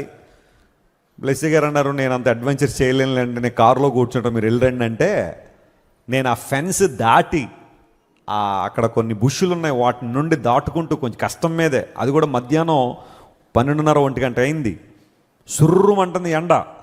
ఆ సందర్భంలో ఎలాగైనా వెళ్ళాలని చెప్పి ఆ పర్వతం మీదకి వెళ్ళి పైకి వెళ్ళాను. That's called Ebenezer. అక్కడే దేవుడు తన ప్రజలకు విజయాన్ని ఇచ్చాడు. ఎక్కడైతే వారి తల దించబడిందో అక్కడే వారి తల ఎత్తబడింది. దేవుడు నామమున స్తోత్రం కలుగును గాక. ఎబినేజర్ అనే ప్రాంతం. దేవుడు మనకు సహాయకర్త. కొన్నిసార్లు అపవాది అంటాడు, నో, దేవుడి మీద నువ్వు ఆనుకోవడానికి వీల్లేదు, దేవుని నువ్వు విశ్వసించడానికి వీల్లేదు, ఆయన నిన్ను మర్చిపోయాడు, నీకు సహాయం చేయట్లేదు. ఆయన సహాయం చేస్తే నీవు ఈ కష్టాల్లో ఎందుకుంటావు, ఆయన నీకు సహాయం చేస్తే ఈ ఓటమి ఎందుకు వచ్చింది అని కొన్నిసార్లు అపవాది నిన్ను బలహీనపరచడానికి ప్రయత్నం చేస్తుంటాడు. కానీ the Bible constantly reminding us that our God is our helper. ఆపత్కాలమున దేవుడు నమ్ముకొనదగిన సహాయకుడు. నీకు ఆపద వచ్చినప్పుడే నిజమైన స్నేహితులు ఎవరో, నేను నిజంగా ప్రేమించే వాళ్ళు ఎవరో అప్పుడు కదా బయటకు వచ్చారు. నీకు అన్నీ ఉన్నప్పుడు బహుశా అందరూ నీ చుట్టూ తిరగచ్చేమో, కానీ ఆపద వచ్చినప్పుడు ఎవరు తిరుగుతారు? నిషా అనే ఒక అమ్మాయి సినిమాల్లో యాక్ట్ చేయడానికి వచ్చింది. అంటే ఈ మధ్య కాలంలో ఉన్న వాళ్ళకి తెలియపోవచ్చట, కానీ అంతకుముందు ఎప్పుడో యాక్ట్ చేసిందట కొంతమంది సీనియర్ యాక్టర్స్తో. చాలా అందంగా ఉంది. సినిమాల్లో యాక్ట్ చేసినంతకాలం, ఎందుకంటే ఇప్పుడు సినిమా ట్రెండ్ ఎలా అంటే అందంగా ఉన్నంతకాలం తీసుకుంటారు, ఆ తర్వాత వాళ్ళకన్నా కొంచెం యాక్టివ్గా అందంగా ఉన్న వాళ్ళు ఎవరన్నా వస్తే వాళ్ళని ప్రక్కకి నెట్టేస్తుంటారు, అవకాశాలు రావట్లేదని వాళ్ళు ఏడుస్తూ ఉంటారు. అదే జరిగింది ఆమె జీవితంలో. డబ్బులు లేవు, ఒక లగ్జరియస్ లైఫ్కి అలవాటు పడిన ఆమె డబ్బులు లేక విలువలాడిపోతుంటే ఒక రాంగ్ ట్రాక్లోకి వెళ్ళిపోయింది. అలా డబ్బులు సంపాదించాలని అలా రాంగ్ ట్రాక్లోకి వెళ్ళింది. డబ్బులు సంపాదించడం ప్రక్కన పెట్టండి, అక్వైర్డ్ ఇమ్యూనో డెఫిషియన్సీ సిండ్రోమ్ అనే వ్యాధి ఆమెను కబళించింది. ఎయిడ్స్ అనే వ్యాధి. బలహీనపడిపోయింది. ఎన్ని మందులు వాడినా కుదరలేదు. వెంటనే అందరూ చెదిరించుకోవడం మొదలుపెట్టారు. కుటుంబ సభ్యులు గెంటేశారు, బయటికి బంధువులు గెంటేశారు. ఆఖరికి ఆమె పరిస్థితి ఎలా అయిపోయిందంటే కొన్ని దేవాలయాల దగ్గర అడుక్కునే స్థాయికి వచ్చేసింది. He was a remarkable heroine in the east of India, but she was begging. అడుక్కునే స్థాయికి వచ్చి భోజనం కూడా ఎవరో పెట్టకపోతే బక్క చిక్కుపోయి ఏగలో దోమలో ముసురులతో ప్రక్కన ఉంటే ఎవరో గుర్తుపెట్టి ఈమె ఒకప్పుడు హీరోయిన్ అండి. హాస్పిటల్ తీసుకెళ్ళడానికి ప్రయత్నం చేశారు, తీసుకెళ్ళగానే చచ్చిపోయింది. ఎందుకు ఈ మాట చెబుతున్నాను తెలుసా? కొన్నిసార్లు ప్రజల యొక్క పరిస్థితి ఎలా ఉంటుందంటే, నువ్వు స్వింగ్లో ఉన్నంతకాలం నిన్నేం చేస్తారు ప్రజలు? పట్టించుకుంటారు. రాజకీయవేత్తల పరిస్థితి కూడా అంతే కదా. అధికారం ఉన్నంతసరికే రాజకీయవేత్తలకు ఏముంటుంది? విలువ ఉండదు. అధికారం పోయిన తర్వాత ఇంక విలువ ఉండదు. పెద్దగా ఎవరు పట్టించుకోరు వాళ్ళని.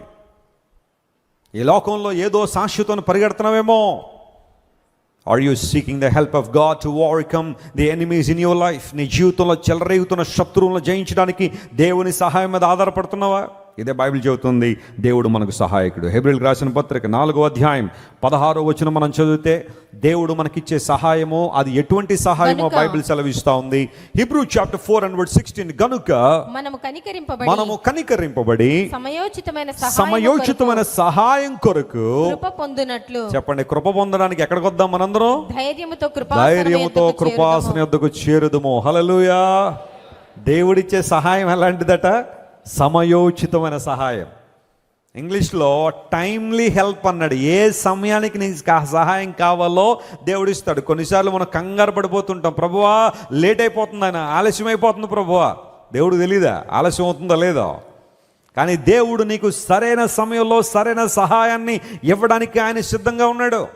నమో ప్రియ దేవుని బిడ్డ, ఆలస్యం కొన్నిసార్లు నీ జీవితంలో జరగచ్చేమో, కానీ దేవుడు అలక్ష్యం చేసేవాడు కాదు. ఆయన వెయిటింగ్ ఈజ్ ఆల్సో బ్లెస్సింగ్. కొన్ని సందర్భాల్లో కనిపెట్టడం కూడా ఆశీర్వాదకరమే. హల్లెలూయా. అది చెప్పడం చాలా ఈజీయే, కానీ కనిపెట్టే వాళ్ళకి ఆ బాధ ఏంటో తెలుస్తుంది. ఏదైనా ఒక అద్భుతం కోసం, ఒక ఆశ్చర్య కార్యం కోసం, ఒక బ్రేక్ త్రూ కోసం ఎవరైతే కనిపెడుతున్నారో, కనిపెట్టడం అనేది ఎంత కష్టమో చాలామందికి తెలుసు. అయితే దేవుడు కొంతమందిని ఉద్దేశించి మాట్లాడుతున్నాడు. If you are feeling bored in waiting, I would like to request you to focus on God. ఆయన నీ సహాయకుడు, సమయోచితమైన సహాయము నీకు అందించినట్లుగా దేవుడు మేలు చేస్తాడు. సమయోచిత సహాయం. కొన్నిసార్లు దేవుడు ఆ సహాయాన్ని ఎవరి ద్వారా పంపిస్తాడో, ఎందుకు పంపిస్తాడో కొన్నిసార్లు మనకు అర్థం కాకపోవచ్చు, కానీ God has a plan for you. Hallelujah. కొన్ని సంవత్సరాల క్రితం కొత్త కారు వేసుకుని తాడేపల్లిగూడెం వెళ్ళిన వాకింగ్ చెప్పడానికి నాతో పాటు ఒక యవనస్తుడు వచ్చాడు. వెళ్ళేటప్పుడు నేనే డ్రైవ్ చేశాను. కొత్త కారు అసలు ఎవరికి ఇచ్చేవాడిని కాదు. ఆ టైంలో నేనే డ్రైవ్ చేసుకోండి పొదుపుగా చక్కగా. రిటర్న్లో నువ్వు ఇవ్వకపోతే కారు దిగేస్తాను అన్నట్టుగా మాట్లాడాడు. నువ్వు నాకు డ్రైవింగ్ ఇవ్వాల్సిందే, మీరు పక్కన కూర్చొని మీరు డ్రైవ్ చేయడం ఏంటి, నేను కూర్చుంటే నేను డ్రైవ్ చేస్తాను కూర్చోండి. అయిష్టంగానే ఇచ్చాను. నాకు అస్సలు ఇష్టంలో ఇవ్వడం, అయిష్టంగానే ఇచ్చాను. మీరు నమ్మండి, 2 నిమిషాలు యాక్సిడెంట్ చేశాడు దాన్ని. 2 minutes. ఇంక యాక్సిలరేటర్ తొక్కడమే, ఇంక ఎంత బలం ఉంటే అంత బలం.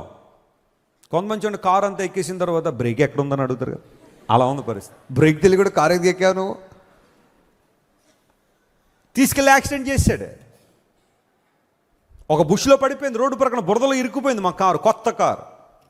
దేవునికి ఎంత నేను కృతజ్ఞత చెల్లిసాను. గుర్తొచ్చినప్పుడల్లా ఆ సీన్ మెదడులోకి వచ్చినప్పుడల్లా కొన్ని సందర్భాల్లో కృతజ్ఞత కన్నీళ్ళు వస్తాయి. ఆ రోజే నేను చచ్చిపోవాలి యాక్చువల్లీ. ఏదైనా ఒక చెట్టు కనుక అడ్డుంటే ఆ రోజున, ఆ చెట్టుని కనుక ఆ స్పీడ్లో సుమారుగా 100-120 కిలోమీటర్ స్పీడ్లో కారు ఇలా చెట్టు గుద్దుంటే ఆ రోజున చనిపోయేవాడిని. కానీ దేవుడు కాపాడాడు. వెళ్ళి ఒక బుష్లో ఇరుక్కుపోయింది, ఒక బురదలో. ఆ తర్వాత ఎవరు మాకు సహాయం చేస్తే it was like 1 o'clock in the morning, 1-2 మధ్యలో ఎవ్వరు లేరు. నిడదవోలు నుంచి తాడేపల్లిగూడెం వెళ్ళే రోడ్డు ఎలా ఉంటుందో మీకు తెలుసు. ఇప్పుడు ఏదో కొంచెం బాగుంది, కానీ అప్పుడు ఆ మార్గంలో ఎవరు వెళ్ళలేదు. ఎవరు మాకు సహాయం చేస్తారు? కారు తీయాలి. రేపు పొద్దునేమో సండే, వచ్చి నేను దేవుని వాకింగ్ చెప్పాలి సండే. ఈ లోపల ఒక ఆయన బండి మీద వెళ్తూ వచ్చాడు దగ్గరికి. సార్ ఏమైందండి అన్నాడు. కారు ఇలా ఇరుక్కుపోయిందని. ఎవరికో ఫోన్ చేశాడు, అరే ఇక్కడ ఎవరో మనకు తెలీదు, కారు రోడ్డు ప్రక్కకి వెళ్ళిపోయింది, బుష్లో ఉండిపోయింది, నువ్వు ట్రాక్టర్ వేసుకుని వచ్చారన్నాడు. ఆయన చెప్పిన కొద్ది నిమిషాలకి ట్రాక్టర్ మీద కొంతమంది వచ్చారు. ఓ పెద్ద తాడు తీసుకొచ్చారు, కారు కట్టి మెల్లగా తీసుకొచ్చి బయట పెట్టారు. శుభ్రంగా ఆ కాలువ ప్రక్కనే ఉంది, తీసుకొచ్చి కారు కొంచెం ఆ టైర్లన్నీ కూడా బురద ఉంటే కడిగేశారు. ట్రాక్టర్ వెళ్ళిపోయింది. ఇంక మేము బయలుదేరడానికి దగ్గరగా ఉన్నప్పుడు ఆ వ్యక్తి దగ్గరికి వెళ్ళి, థ్యాంక్ యూ సో మచ్ అని, మీరు ఎవరో నాకు తెలియదు, మనం ఇదే ఫస్ట్ టైం కలవడం, కానీ ఎంత సహాయం నాకు చేశారు, మీకు చాలా కృతజ్ఞుడిని అని చెప్పి నా దగ్గర కొంత ధనం ఆయనకి ఇస్తూ ఉంటే, వద్దండి నాకు డబ్బులేం అక్కర్లా, మీరు ఆపదలో ఉన్నారు, మీకు సహాయం చేశాను, నేను ఇది ఆనందంతోనే చేశాను లేదా సంతోషంతోనే చేశాను, కానీ మీ నుండి ఏదో ఆశించి నేను చేయలేదు. ఎంత ప్రయాసపడ్డానో అతనికి ఏదైనా కొంచెం ఇద్దామనే ధనాన్ని, కానీ తీసుకోలేదు. సంతోషంగా మరలా బండేసుకుని వెళ్ళిపోయి హెల్ప్ చేశానని ఆనందంతో ఆ రోజు నేను నిర్ణయించుకున్నాను, నేను ఎవరో తెలియపోయిన ఆ వ్యక్తి నాకు ఇంతగా సహాయం చేశాడే. ఎవరైనా ఇబ్బందుల్లో నిజంగా అవసరతలు ఉంటే మనం కూడా సహాయం చేయాలా అని అప్పటికే ఆ మనసు ఉంది. కానీ ఇంకా దేవుడు ఎందుకో ఆ తలంపు ఇంకా ఎక్కువ అనుగ్రహించాడు. కొన్నిసార్లు మనం కొంతమంది ద్వారా సహాయం వస్తుందని ఎక్స్పెక్ట్ చేస్తాం. నేను ఈ సమస్యలు ఉన్నాను కాబట్టి ఈ వ్యక్తి వస్తాడు ఇప్పుడు, లేదా ఈ సహోదరు వస్తుంది, నా తండ్రి వస్తాడు, నా తల్లి వస్తుంది, నా చెల్లి వస్తుంది, నా అక్క వస్తుంది, నా తమ్ముడు వస్తాడని ఎవరి మీదో చాలా విపరీతంగా మనం ఆశ పెట్టుకుంటాం. అదేంటో వాళ్ళే మనల్ని అతి తీవ్రంగా డిసప్పాయింట్ చేస్తారు. బట్ యువర్ గాడ్ నోస్, కానీ దేవుని తెలుసు ఎవరి ద్వారా నీకు సహాయం పంపించాలో. స్తోత్రం చెప్పండి, హల్లెలూయా. కెరీతు వాగు దగ్గర కూర్చున్న ఏలియాకి ఎవరి ద్వారా పంపించాడు సహాయం? చెప్పండి, ఎవరి ద్వారా? కాకుల ద్వారా పంపించాడు సహాయం. సముద్రంలో పడిపోయిన యోనాను ఎవరి ద్వారా రక్షించాడు దేవుడు? ఒక చేప ద్వారా. యోనాను రక్షించడానికి డైవర్స్ వెళ్ళలేదు ఆ టైంలో, లేకపోతే డిజాస్టర్ రిలీఫ్ టీంని దేవుడు వాడుకోలే. ఒక చేప యోనాను తన కడుపులో తీసుకుని 3 రోజులు ఉపవాసం ఉంది, ఏమి తినలా చేప. ఏమన్నా తినుంటే దాంతోపాటు యోనా గారు కూడా లోపల ఏమైపోయాడు? అరిగిపోయాడు దెబ్బ. ఆ చేపను మనం అభినందించాల.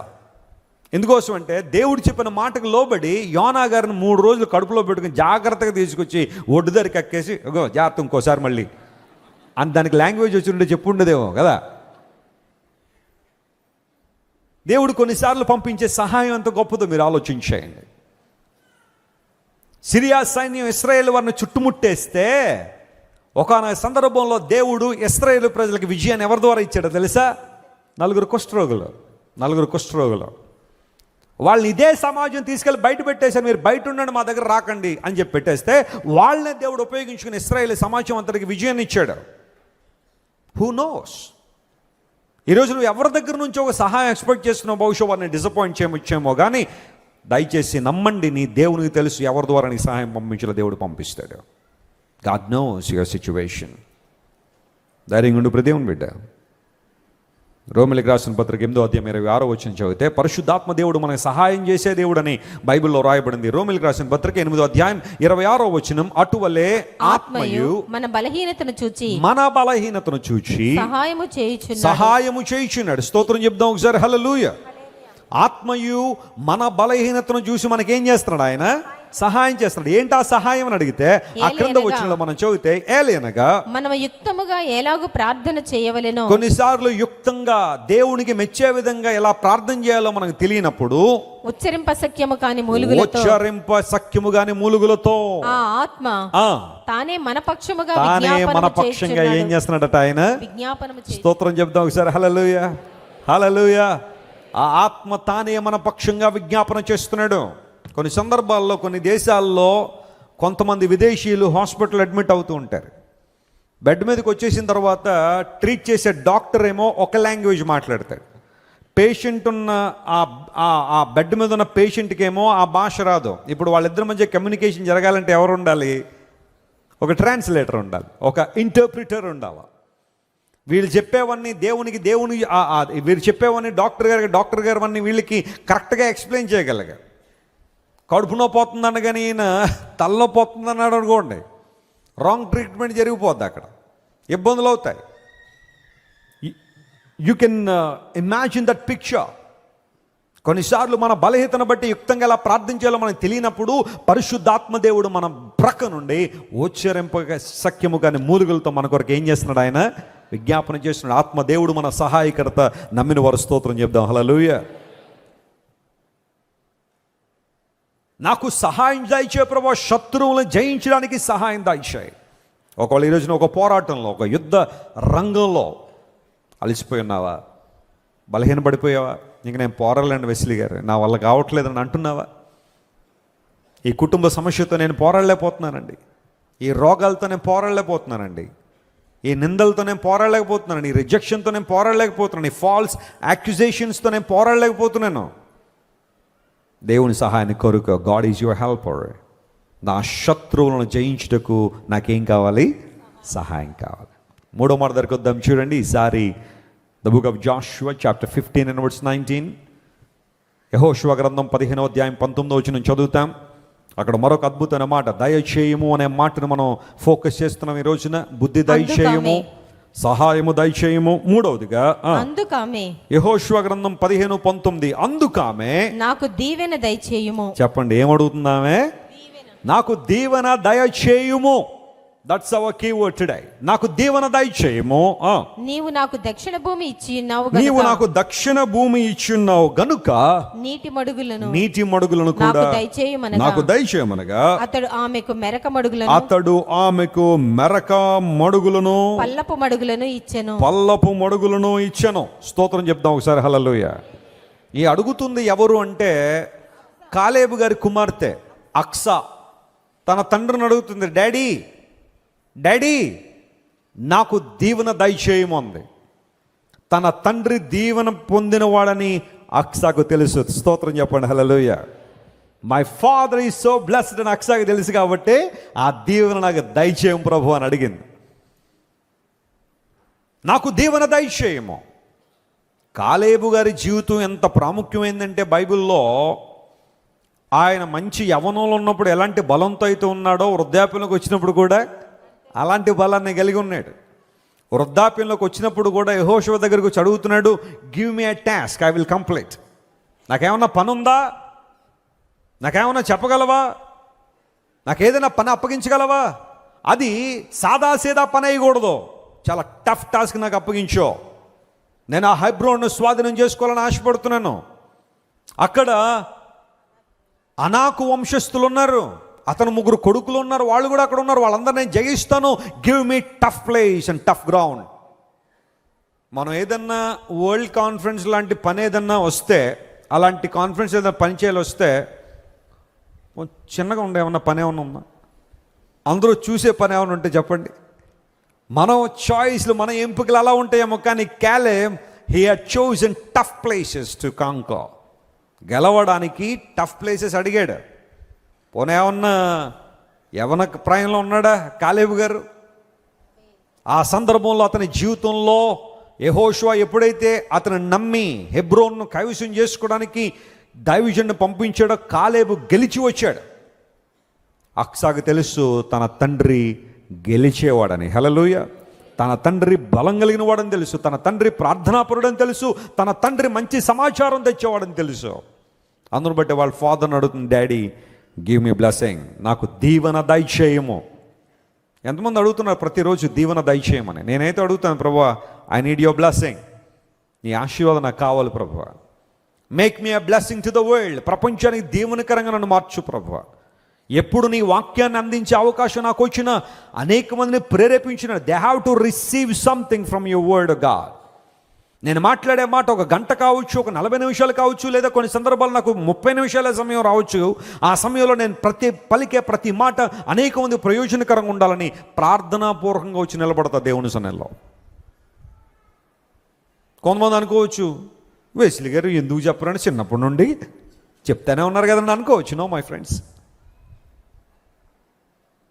ఒకసారి ఒక తెలుగు పండిట్కి, ఆయన స్కూల్లో తెలుగు పండిట్, ఆయన బైబిల్ చదవమని ఇచ్చారు. 23వ కీర్తన 6 వచనాలు ఉంటాయి. ఆయన అందులో 60 తప్పులు చదివాడు. ఆయన ఈజ్ ఎ తెలుగు పండిట్, కానీ బైబిల్ చదవడం రావట్లేదు ఆయన. మరి వణుకొచ్చిందో లేకపోతే మరి ఏమన్నా ప్రజలను చూసి కంగారు పడ్డాడో తెలియదు. 6 వచనాలు 23 కీర్తనలు 60 తప్పులు చదివాడు. కొన్నిసార్లు వాకింగ్ చెప్పడం అంటే చాలామంది ఏముందండి అనుకుంటారు చాలామంది. నో మై ఫ్రెండ్స్, దేవుని ఆత్మ నడిపింపు, ప్రార్థనతో సిద్ధపడ్డం. ఈ రోజున వాక్యాలకు మార్కులు వేసే వాళ్ళు ఎక్కువైపోయారు ఈ రోజున. అందుబట్టి ఇంకా కొంచెం జాగ్రత్తగా ఉండాల్సిన పరిస్థితి. గివ్ మీ టఫ్ ప్లేసెస్, నాకు దీవెన దయచేయము. ఎప్పుడైనా ప్రార్థన చేసావు, ప్రభు నాకు దీవెన కావాలి? అక్స అడిగింది, నాకు దక్షిణ భాగం ఇచ్చావు కదా డాడీ, మరి వాట్ అబౌట్ వాటర్, నీళ్ళు ఎవరిస్తారు? ఆ నీటి మడుగులు కూడా నాకు కావాలని అడిగితే, కాలేబు ఎంత మంచోడు అంటే అడిగిన వాటికంటే ఎక్కువ ఇచ్చాడు. స్తోత్రం చెప్పండి, హల్లెలూయా. తన కుమార్తె అక్స మనస్సు తెరిచి అడిగిన దానికన్నా ఎక్కువ ఇచ్చి పంపించాడు. మొట్టమొదటిగా నాకు నీటి మడుగులు కావాలి అని అడిగిన అక్సాకు కాలేబు గారు ఏమి ఇచ్చాడో తెలుసా? మెరక మడుగులు ఇచ్చాడట, అప్ స్ట్రీమ్స్ ఇచ్చాడు. రెండవది పల్లపు మడుగులు కూడా ఇచ్చాడు. స్తోత్రం చెప్దాం ఒకసారి, హల్లెలూయా. కొన్ని కుటుంబాల్లో తల్లిదండ్రులు చెప్పండి కుమార్తెలను సరిగ్గా చూడలేదు ఈ రోజుల్లో. కుమార్తెలు అనగానే పెదవిరుపు ఉంటుంది కొంతమందికి. ఏమన్నా వచ్చి అడిగింది అనుకోండి, ఇంకెన్నిమ్మంటావమ్మా, ఎన్నిమ్మంటావు అని కుమార్తెలను కొంచెం ఇబ్బంది పెట్టేవాళ్ళు కొంతమంది ఉంటారు.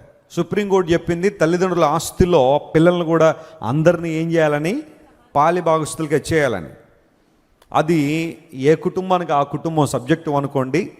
అసలు ఏంటి, ఎంత ఉంది, ఎంత ఖర్చు పెట్టారు, ఇవన్నీ సావధానంగా కూర్చొని మాట్లాడుకోండి. నన్ను ఎవరు తప్పుగా అర్థం చేసుకోకండి. యోబు గారు తన కుమారులతో పాటు కుమార్తెలు కూడా ఏమిచ్చాడట? స్వాస్థ్యం ఇచ్చాడు. కొంతమందికి కుమార్తెను పెళ్లి చేసి పంపించేసామా, ఇంకా అయిపోయింది అంతే, దులిపేసుకున్నావా అనుకుంటారు చాలామంది. ఇంకా అమ్మాయి ఎలా ఉందో అక్కడ, అసలు ఏంటి పరిస్థితి, ఏమన్నా అవసరాలు ఉన్నాయా, ఇలాంటి ఏం పట్టించుకోరు.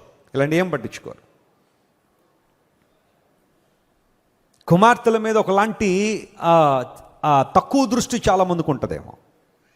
కానీ బిడ్డలు అనగా మగపిల్లలైనా ఆడపిల్లలైనా దేవుని స్వాస్థ్యమేగా.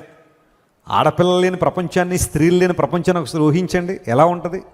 పోనీ అందరూ స్త్రీలు ఉండి పురుషులు లేరు అనుకోండి, ఆ ప్రపంచం ఎలా ఉంటుంది?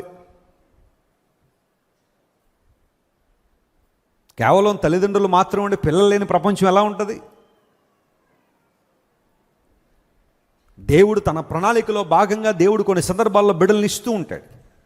వారి కోసం ప్రార్థన చేయాలి, వారిని దేవుని చేతిలో పెట్టాలి. ప్రభువా నా బిడ్డలు నీ కోసం వాడబడాలి నాయన. బైబిల్ గ్రంథంలో యోబు గారికి 3 కుమార్తెలు ఉన్నారు. ఫిలిపు గారికి ఎంతమంది కుమార్తెలు ఉన్నారు? నలుగురు ఉన్నారు. సెలోపెహాద్ అనబడే ఒక ఆయన ఉన్నాడు బైబిల్లో. ఆయనకి ఎంతమంది కుమార్తెలు ఉన్నారు? 5 కుమార్తెలు ఉన్నారు. ఆ 5 కుమార్తెలు ఎంత చక్కటి వారు అంటే తమకు రావాల్సిన స్వాస్థ్యం కోసం పోరాడారు 5 కూడా. సెలోపెహాద్ కుమార్తెలు. ఎందుకు ఈ మాటలు చెబుతున్నానంటే, అక్స అడిగింది, డాడీ. కాలేబు, అమ్మ ఇంకెన్ని అడుగుతావు అమ్మా, ఓన్లే కదా అని దక్షిణ భూమి ఇచ్చాను, మళ్ళీ అవి ఇవి అడుగుతా మీ ఆయన గారిని అడగన్నాడా? నా ఆమె అడిగిన దానికన్నా ఎక్కువ ఇచ్చి పంపించాడు. తండ్రి మనసు అది. యూజువల్గా తండ్రులకి చెప్పండి, కుమార్తెల మీద ఏముంటుంది అంటే, తల్లులకు ఉండదని నేను అంటలే, తల్లులకు కూడా ఉంటుంది. కానీ ఓ % తండ్రికి కుమార్తె మీద ఏముంటుంది? ప్రేమ ఉంటుంది. చిన్నప్పుడు మా అమ్మగారు మా అక్కని ఎందుకో ఒక విషయంలో కొట్టారు. మా అక్క స్కూల్కి వెళ్ళేటప్పుడు టిఫిన్ చేయమంటే చేయను అంది. మా అమ్మగారు మా అక్కను కొట్టగానే మా డాడీకి మా అక్క అంటే ఎంత ఇష్టమో చెప్పలేను నేను, చాలా ఇష్టం. ఆ రోజు మా అక్కను కొడితే మా అమ్మగారు, మా అక్క ఏడ్చింది. ఆ ఏడుపుని చూసి మా నాన్నగారికి ఆ రోజున హెల్త్ డిస్టర్బ్ అయిపోయింది. అంటే ఎంత పెనవేసుకుని ఉందో మా అక్కతో మా తండ్రి గారి ప్రాణం అనిపించింది. తండ్రుల కుమార్తెల మీద ఉంటుంది ప్రేమ. కాలేబు తన కుమార్తెను ప్రియులారా మెరక మడుగులు, ఆ తర్వాత పల్లపు మడుగులు కూడా ఇచ్చాడు. మొట్టమొదటిగా మన ప్రభు దగ్గరికి వచ్చినప్పుడు మనం గమనించాల్సింది, ఆయన అడుగు వాటన్నిటికంటే, ఊహించు వాటన్నిటికంటే అత్యధికముగా చేయడానికి సామర్థ్యం కలిగిన వాడు. స్తోత్రం చెప్పండి, హల్లెలూయా. నేను చిన్నప్పుడు ప్రార్థన చేసిన సేవలోకి వచ్చింది, ప్రభు ఒక్క దేశం నన్ను తీసుకెళ్ళైనా ఏదైనా పర్లేదు అని. కానీ దేవుడు అన్నాడు, ఓపుకున్నంత వరకు. నాకు ఓపిక ఉండాలి. కానీ ఈ రోజున అనేక దేశాలను ఇన్విటేషన్స్ పెండింగ్. ఎందుకు ఈ మాట ఉందో తెలుసా? దేవుడు నిన్ను నడిపించే దేవుడు, నేను బలపరిచే దేవుడు. ఆయన ముందు మెరక మడుగులు ఇచ్చాడట, అప్పర్ స్ట్రీమ్స్. అనగా యేసు బ్రదర్కి వచ్చినప్పుడు మొదట మనకు ఆధ్యాత్మిక ఆశీర్వాదాలు వస్తాయి. Hallelujah. We will be blessed spiritually first. ఆత్మ సంబంధమైన అనుభవాలు మనం ఎదిగేవారుగా ఉంటాం. ఆత్మ సంబంధమైన అనుభవాల చేత దీవించబడిన వారుగా ఉంటాం. ప్రేమ, సహనం, క్షమాపణ, దీర్ఘశాంతము, దయాళతో, మంచితనం, సాత్వికం, ఇవన్నీ కూడా ఆధ్యాత్మిక విలువలు ఏవైతే బైబిల్లో పొందుపరచబడినాయో ముందు వాటిని మనం స్వాధీనపరుచుకున్న వారంగా. మెరకమడుగులు అనగా అప్పుడు స్ట్రీమ్స్ అంటే అవే. ముందు దేవుడు ఆధ్యాత్మిక దీవులను మనకి ఇస్తాడు. ఆ తర్వాత మెరకమడుగుల్లోకి అన్నీ వచ్చేసినాయి. ఇంకా ఉద్యోగం, వివాహం, పిల్లలు, అవి ఇవి మొత్తం అన్ని మెరకమడుగులు, ఆ పల్లపు మడుగుల్లో వచ్చేసినాయి. దేవుని దగ్గరికి వచ్చినప్పుడు దేవుడు అన్ని అవసరాలు తీర్చడానికి కానీ సామర్థ్యం కలిగిన వాడే. అయితే మొట్టమొదటిగా మనం ఆధ్యాత్మిక అవసరాల కోసం దేవుని సన్నిధికి రావాలి. అక్స అడిగింది, డాడీ ఐ నీడ్ బ్లెస్సింగ్, నాకేం కావాలి? దీవెన దయచేయం ప్రభువా. ఈ దీవెన దేనికోసం అనగా దేవుని రాజ్యం కోసం, వాడబడ్డం కోసం, సువార్త విషయంలో ముందు కొనసాగడం కోసం. ప్రతిరోజు నేను ప్రార్థన చేస్తాను, ప్రభువా నీ సువార్త విషయంలో నాకు ఏది అవసరమో నాకు ప్రతిదీ ఇవ్వండి. హల్లెలూయా. నాకు ఇది శ్రేయస్కరం కాదు అంటే అది ఎంత ఉన్నతమైన ఆశీర్వాదమైనా అది నాకు అక్కర్లా. ఇది నేను సేవలో వాడబడ్డానికి, ముందుకెళ్ళడానికి అవసరం అంటే అది ఏదైనా నాకు ఇవ్వండి నాయన, పర్వాలేదు. ఒకవేళ ఇది నాకు మంచిది కాదు అంటే అది ఎంత ఉన్నతమైన నాకు వద్దని దేవుని సన్నిధిలో ప్రార్థన చేస్తాను. ఈ రోజున దేవుడు అనుగ్రహించిన ప్రతి దీవెన, ప్రతి ఆశీర్వాదం ఆయన సేవలోనే, ఆయన కృపలో వర్ధిల్లాలనే. మై డియర్ ఫ్రెండ్స్, 3 విషయాలు చెప్పాను కదా దయచేయమని దేవుని అడగాల్సిన విషయాలు. మొట్టమొదటిగా ఏమని అడిగారు? వెనకాల వాళ్ళు చెప్పండి, ఏదోడు దయచేయండి. బుద్ధి దయచేయం. పైన వాళ్ళు చెప్పండి. ఇప్పుడు రెండోది ఏం అడగాలి దేవుని దగ్గరికి వచ్చిన తర్వాత? అమ్మ మీరు ఉండండమ్మా, పైన అంటే మీరు చెప్తున్నారా? బ్రదర్ చెప్పండి. వెరీ గుడ్, బాగా వింటున్నారు మీరు, చాలా చక్కగా. దేవుని వాక్యం. సహాయం దయచేయము. మూడవది బ్రదర్ చెప్పండి, దీవెన దయచేయం. Shall we pray for that?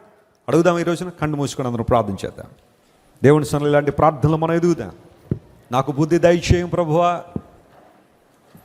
నాకు సహాయం చేయి ప్రభువా, నాకు దీవెన దయచేయమనే భక్తులు చేసిన ప్రార్థనలు 3 అడిగిన విషయాలు దేవుని సన్నిధిలోకి మనం వచ్చాం.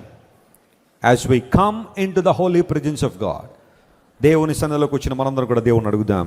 అయ్యా నాకు బుద్ధి దయచేయండి. బుద్ధి లేనందువల్లనే పాడైపోతున్నానయ్యా.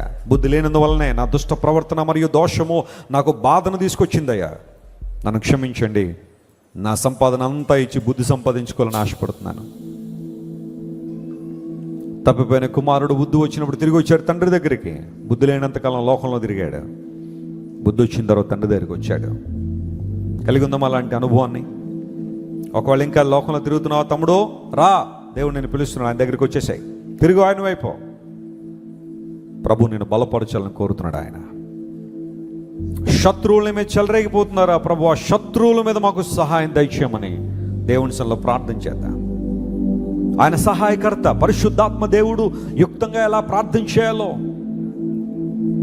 మనకు తెలియనప్పుడు మన పక్షంగా విజ్ఞాపన చేస్తున్న మహోన్నతుడు ఆయన. Thank you holy spirit God for your help in our prayer life. సమయోచితమైన సహాయాన్ని దేవుడు అనుగ్రహిస్తాడు. అందుకు గాను మనందరం ధైర్యంతో కృపా సింహాసనం దగ్గరికి రావాలని బైబిల్ సెలవిచ్చింది. Come to the throne of grace. యేసయ్య కృపా సింహాసనం మీద ఆశీర్వదించిన దేవుడు ఆయన. ప్రేమగల మా తండ్రి, నీ కృప మాకు కనుపరుచుము, నీ రక్షణ మాకు దయచేయమని కౌరవ కుమారులు చేసిన ప్రార్థన, వారు తెలియజేసిన మాటను ఆధారం చేసుకుని 3 ప్రాముఖ్యమైన అంశాలు మాతో మాట్లాడారు. బుద్ధి దయచేయము, సహాయము దయచేయము, దీవెన దయచేయమని ఆ మాటలు మా హృదయాల్లో ఫలింపచేయండి. ఆశీర్వాదాలతో మమ్మల్ని నింపండి. కాలేబు అక్సాకు మెరక మడుగులు పల్లపు మడుగులు ఇచ్చినట్టుగా ప్రభు యేసయ్య, నీవు మొదట మాకు ఆత్మీయ దీవెనలు, ఆ తర్వాత ఈ లోకంలో మాకు కావాల్సిన ప్రతి అవసరాన్ని తీర్చగలిగే దేవుడు గనుక నీకు వందనాలు. నీ ప్రేమను బట్టి నీకు స్తోత్రాలు చెల్లిస్తూ ఈ వాక్యాన్ని మా ప్రియుల హృదయాల్లో మీరే భద్రపరిచి బలపరిచి నూతన కార్యాలు జరిగించమని కోరుకుంటూ యేసుక్రీస్తు వారి అతి శ్రేష్టమైన నామం పేరిట అడిగి వేడుకొనిచున్నాము తండ్రి. గట్టిగా చెప్పండి ఆమేన్.